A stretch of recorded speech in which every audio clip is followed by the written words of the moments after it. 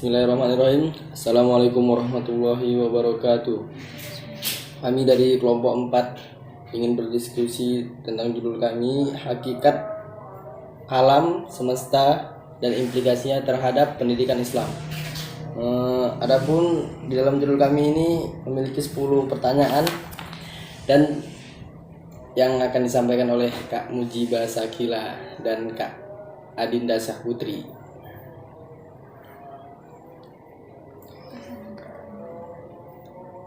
Di sini saya ingin bertanya kepada Kak Mujibah, bagaimana sih kedudukan alam terhadap pendidikan Islam?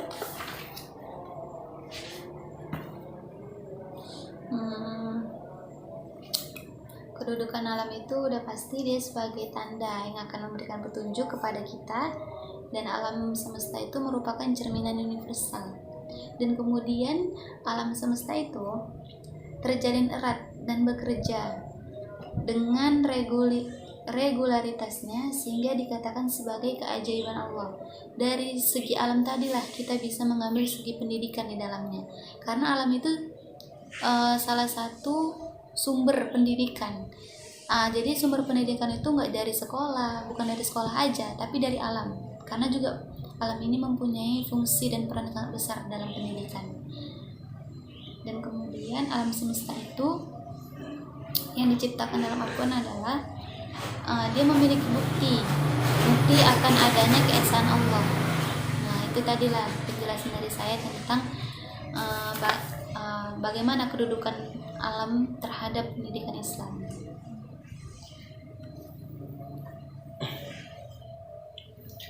Untuk soal kedua, bagaimana prinsip-prinsip filsafat pendidikan tentang alam? Mohon dijelaskan.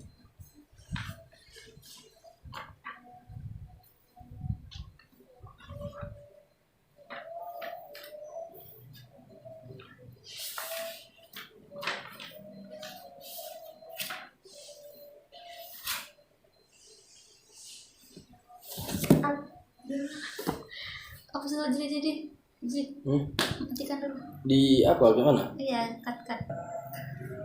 Untuk soal kedua, bagaimana prinsip-prinsip filsafat pendidikan tentang alam? Jadi prinsip filsafat tentang alam ini yaitu filsafat pendidikan Islam percaya bahwa pendidikan Islam sebagai proses pembentukan pengalaman dan perubahan tingkah laku, baik itu individu maupun masyarakat. Nah, filsafat pendidikan Islam percaya bahwa alam semesta atau universe baik yang materi maupun bukan miliki hukumnya sendiri-sendiri. Filsafat pendidikan Islam percaya bahwa alam semesta yang terbagi menjadi 2 kategori, yaitu alam benda dan alam ruh. Dan filsafat pendidikan Islam percaya bahwa alam semesta dengan segala manifesta elemen-elemen dan unsur-unsur adanya adalah berubah, dan sesuatu yang bergerak sesuai hukum dan tujuan telah digariskan penciptaannya. Lalu filsafat pendidikan Islam percaya bahwa alam semesta yang berjalan dengan teratur harus dipahami sebagai keajaiban dan keagungan Sang Pencipta. Dan filsafat pendidikan Islam pula meskipun percaya bahwa di dalam alam ini terjadi hubungan kasual atau sebab akibat, ia terjadi secara mutlak. Dan filsafat pendidikan Islam pula percaya bahwa alam semesta bukanlah musuh manusia dan bukan penghalang bagi kemajuan manusia. Dan filsafat pendidikan Islam percaya bahwa alam semesta dan seluruh isinya adalah bersifat baru. Filsafat pendidikan Islam percaya bahwa kekekalan dan keabadian Allah sebagai pencipta merupakan hal yang keluar dan bebas dari hukum alam ini. Dan yang terakhir yaitu filsafat pendidikan Islam percaya bahwa Allah adalah sumber alam semesta. Lanjut ke pertanyaan berikutnya. Nah, kemudian saya ingin bertanya kepada Bang Fajri, apa sih pandangan Islam itu tentang alam semesta?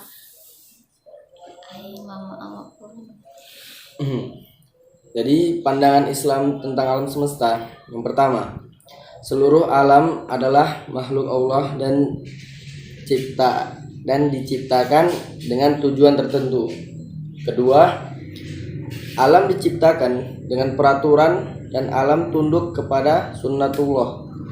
Kehidupan masyarakat tunduk kepada sunnatullah kemasyarakatan.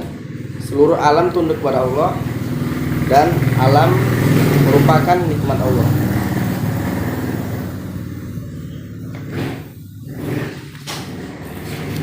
Kemudian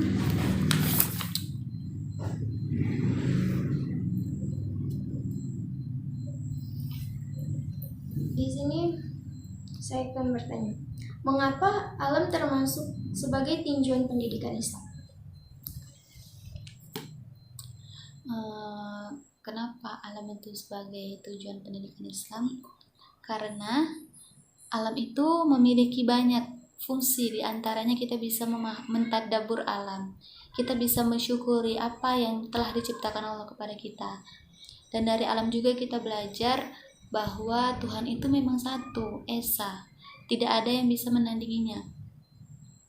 Mungkin itu aja sih tujuan pendidikan Islam itu, karena alam itu berperan besar dalam meningkatkan rasa syukur kita terhadap Tuhan, yaitu Allah Subhanahu wa Ta'ala.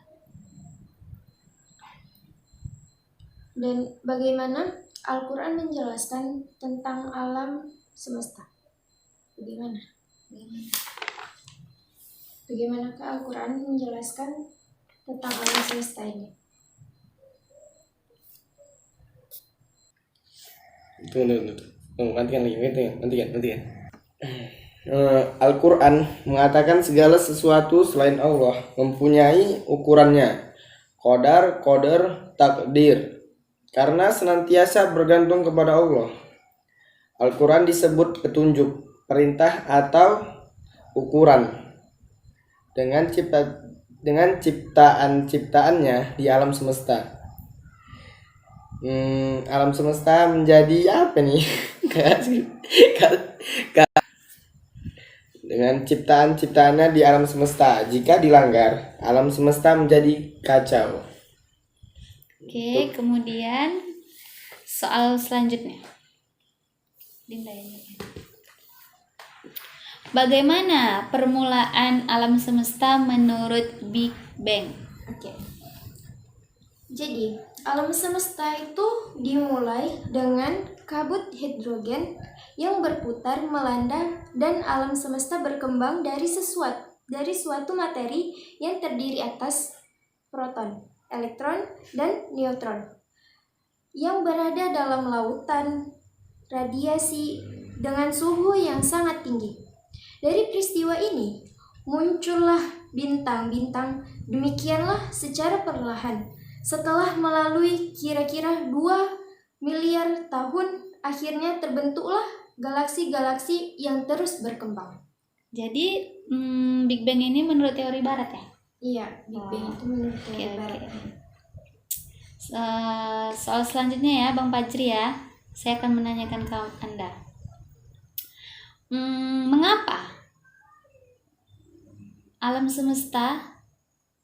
Mengapa Allah menciptakan alam semesta? Jawab ya Bang. Mengapa Allah menciptakan alam semesta? Ya.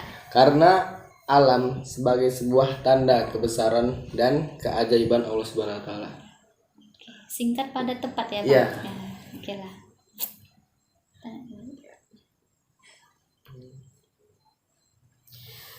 Nah, soal selanjutnya, mengapa Allah menganjurkan kita untuk bertadabbur dengan alam? Coba dijawab Kak Ila. Oke. Karena dengan bertadabbur dengan alam, kita dapat bersyukur atas nikmat Allah, bahwa kuasa Allah itu sangat besar, sangat luar biasa. Kayak di surah Ar-Rahman, fabi ayyi ala'i rabbikuma tukadziban. nikmat Tuhan manakah yang kamu dustakan? Nah, gitulah. Karena dengan penciptaan alam ini kita bisa mengetahui betapa kuasa dan besarnya lah ciptaan Allah tadi. Oke, pertanyaan selanjutnya.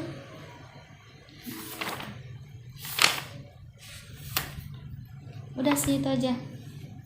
Oke, udah. Mungkin sampai sini diskusi kami, semoga bermanfaat. Wassalamualaikum warahmatullahi wabarakatuh.